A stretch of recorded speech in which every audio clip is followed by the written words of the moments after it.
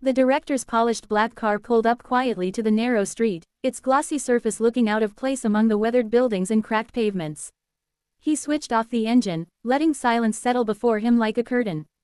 For a man who was used to towering offices, polished marble floors, and the echo of heels on conference room tiles, standing at the edge of this modest neighborhood felt like stepping into another world. He had not intended for the matter to get this personal. Normally, human resources or a manager would deliver the blow, but something about this particular employee, with her quiet eyes and constant lateness, had gotten under his skin. He wanted to look her in the eye when he ended her career. He smoothed his tie, checked his reflection in the rearview mirror, and stepped out. The air smelled faintly of fried onions and damp laundry. Children's laughter echoed faintly from the next street over. He walked up the small, uneven path to the door, noting the cracks in the wall, the chipped paint, the flower pots placed with care though most held nothing but stubborn weeds. This was not a home of extravagance but of effort, a place held together not by wealth, but by persistence. He rang the bell. There was a shuffling sound from inside before the door opened, revealing her, his employee, Sarah. She looked startled, her hand still clutching a dish towel, her apron speckled with flour. Her eyes widened at the sight of him standing there, crisp in his tailored suit, his presence filling the narrow doorway. "Mr. Carter," she asked, almost dropping the towel. "What are you doing here? I thought it best we discuss something in person," he said curtly, his voice carrying the cool authority of someone used to delivering decisions, not explanations. "May I come in?" Her hesitation was brief but visible. She bit her lip, nodded, and stepped aside, letting him into the small living room. He ducked slightly as he passed through the doorway. It was lower than he was accustomed to, the ceiling pressing close. Inside, the room was neat, though the furniture bore the wear of years. A small sofa with faded fabric, a wooden table with scratches etched into its surface, and shelves stacked with second-hand books created an air of quiet resilience. She gestured awkwardly. "Please, sit." He lowered himself into the sofa, which gave a faint creak under his weight. He set his leather briefcase on the table, opening it just enough to see the envelope inside, the termination papers. The sight steadied him, reminded him why he was here. Sarah busied herself with removing the towel from her hands and tucking her hair behind her ear, clearly nervous. "Would you like some tea? Or water?" she offered out of instinct, though her voice trembled. "No, thank you," he said. "This won't take long." He glanced around, ready to gather his thoughts, when his gaze landed on something on the wall. His words faltered, his throat tightening unexpectedly. There, in a modest wooden frame, hung an old photograph. The colors had faded, but the image was unmistakable. A boy, no more than 10 years old, with unruly hair and patched clothes, smiling brightly despite the obvious poverty captured in the background. A boy he knew too well. Himself. For a moment, the room tilted. He blinked hard, as though his mind were playing tricks. The photo was real, tangible, anchored to the wall. His chest constricted with a strange mixture of recognition and dread. He hadn't seen that image in decades, hadn't wanted to. He had buried that part of his life deep beneath layers of wealth, authority, and reinvention. Yet here it was, staring back at him from the home of the woman he had come to fire. His hand, resting on the envelope, went rigid. Sarah, noticing his silence, followed his gaze and paled. She swallowed, her lips parting as though words trembled there but refused to escape. And in that heavy silence, the director realized this visit would not go the way he had planned. The silence in the room stretched long, heavy, almost suffocating. The director's eyes stayed locked on the photograph as if it might vanish if he dared to look away.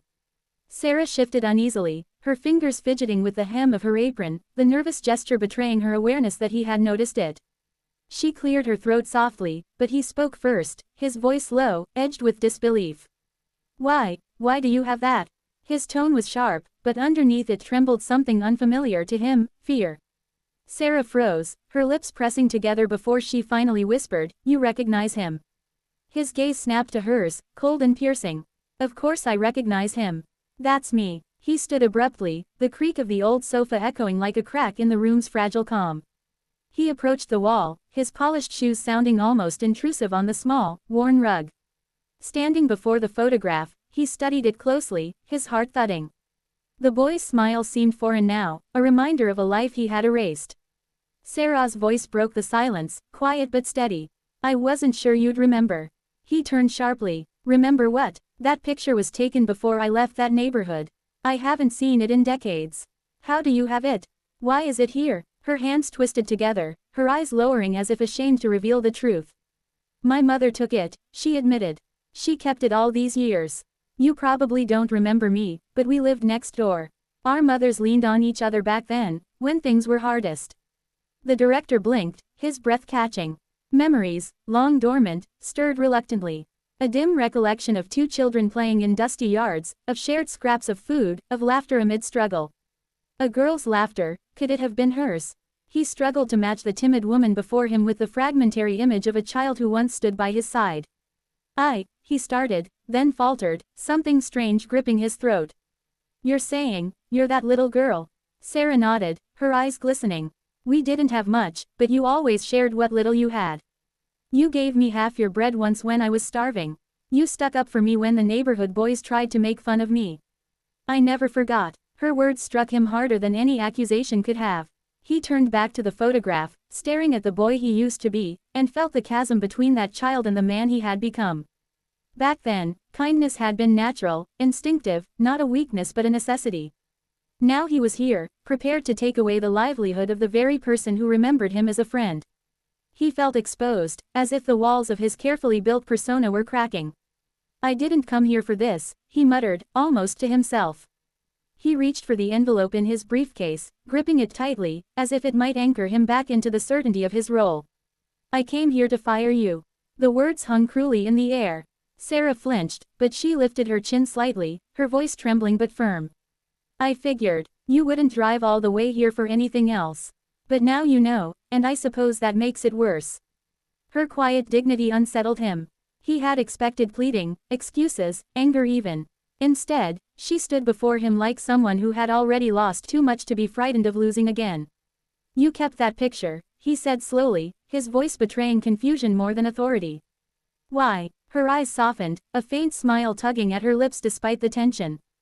Because it reminded me that even when life is cruel, people can be kind. It reminded me not to harden completely. She paused, her gaze meeting his. It reminded me of you. The words pierced through him, cutting deeper than he wanted to admit. He looked away, suddenly unable to face the photograph or her steady eyes. For the first time in years, his power, his position, his wealth, none of it seemed enough to shield him from the truth of who he had been, and who he had become. The envelope in his hand suddenly felt unbearably heavy. The envelope trembled slightly in his hand, though he kept his arm stiff, hoping she wouldn't notice. For years, he had prided himself on control of his company, his image, his decisions. Yet in this small living room, with its faded curtains and scent of something simple simmering in the kitchen, his grip on control felt like it was slipping away. The boy in the photograph stared at him, silently accusing, as though asking, "What happened to you?" Sarah didn't move. She stood across from him, her shoulders squared, her hands clenched at her sides. There was no pleading in her eyes, no desperation to keep her job, just an unflinching honesty that unsettled him more than tears would have. He drew in a breath, his words measured but hollow. You must understand. This isn't personal. The company has standards. Performance must be. Is that what you tell yourself? She interrupted softly. Her voice wasn't loud, but it carried. That it isn't personal. That we're just numbers in your reports. That way you don't have to feel the weight of it. The director stiffened, her words striking deeper than he expected. He was not accustomed to being challenged so directly, least of all by someone he had come to dismiss. His instinct was to reassert authority, to remind her of her place. But instead, the photograph loomed again in his vision, and the boy's smile, his own smile, mocked his pretenses. I've worked hard, Sarah continued, her voice trembling now, though she pressed on. Maybe not perfectly, maybe not fast enough for your standards, but every day I come in after dropping my kids at school, after making sure my mother has her medicine, after cleaning houses at night just to make ends meet. And still, I give what I can at your company. But you wouldn't know that. Because you never ask. You only judge. Her words wrapped around him like chains. He tightened his jaw, trying to push back. We don't run a charity, he said, though even as the words left him, they felt brittle. I built this company from nothing. I know what struggle is.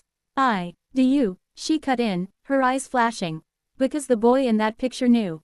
He understood hunger. He understood being overlooked, dismissed, underestimated. He understood kindness, too. But the man standing here, I'm not sure he remembers.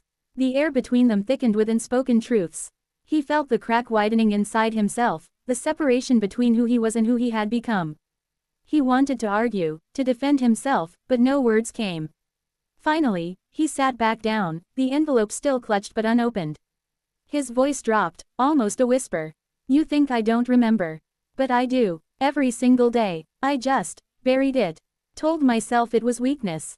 Told myself to forget. He stared at the floor, his polished shoes suddenly out of place on the worn carpet. And I did forget, until now.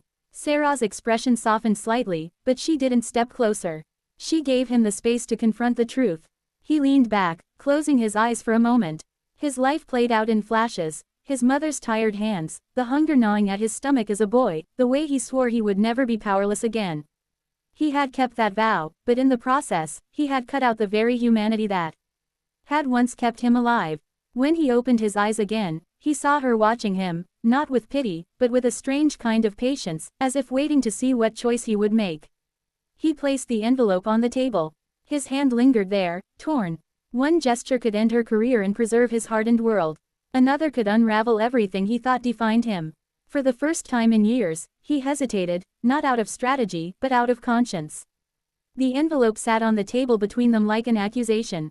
Its clean edges and crisp paper seemed almost offensive in this humble space, where nothing was polished or perfect, where every object told a story of use, of wear, of survival. The director stared at it for a long moment, his jaw tight, his chest heavy with a weight he had not felt in years. It would be so easy, one signature, one explanation rehearsed 100 times before, and he could walk out, leaving behind only another casualty of his company's efficiency. That was the man he had built himself into. Decisive, ruthless, untouchable. But Sarah's silence unsettled him. She hadn't begged, hadn't argued further. She simply stood there, her apron still dusted with flour, her eyes steady and watchful. She looked at him not as a boss, not as a wealthy man, but as someone she once knew, someone he had tried to erase. Finally, he spoke, his voice low. I came here tonight to end your employment. That was the plan. It's still what I should do. You've missed deadlines, struggled to meet targets. In my world, that's enough. He paused, exhaling slowly. But now I find myself sitting here, staring at a boy I used to be. And I can't help wondering, what would he think of me now? Sarah's lips parted slightly, but she said nothing. Her silence gave him space, and strangely, he was grateful for it. He rose from the sofa and approached the photograph again. The frame was simple, the glass smudged with fingerprints, but the boy's grin shone undimmed. That grin was not the grin of someone ruthless, not the expression of a future executive. It was the smile of a child who believed in small kindnesses, who thought that sharing half a piece of bread was enough to change the day. Somewhere along the way, he had decided that version of himself had no place in the world he wanted to conquer. His hand brushed the frame lightly. I swore I would never go back to that life, he murmured, almost to himself. But maybe, in running from it, I lost something I shouldn't have. When he turned back, Sarah's eyes glistened, though she still stood firm. We all lose pieces of ourselves along the way, she said softly. But it doesn't mean we can't find them again. The words struck him with surprising force. He walked back to the table, sat down, and with deliberate motion, he pushed the envelope away. It slid across the scratched wood until it stopped just short of her. You're not fired, he said. His voice, though calm, carried the weight of a decision that felt both terrifying and freeing. Sarah blinked, shock flashing across her face.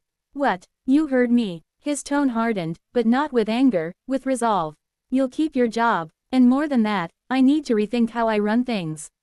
How I see people. Maybe I've been blind for too long. Her hand rose to her mouth, stifling a gasp. Mr. Carter, don't thank me, he said quickly, though his own throat felt tight. If anything, I should thank you. You reminded me of who I was. Who I still could be. He leaned back, letting out a breath that seemed to empty years of tension from his body. For the first time in a long while, he felt lighter, not because he had won, but because he had let go. The room settled into a strange peace. Outside, a child laughed in the distance, and the sound drifted through the thin walls like a benediction. He stood at last, picking up his briefcase but leaving the envelope behind. Keep the picture, he said, though he knew she would. But maybe I'll need to see it again. To remind myself. Sarah nodded, her expression soft, her voice barely a whisper. Anytime. When he stepped outside into the cool night air, the world looked different.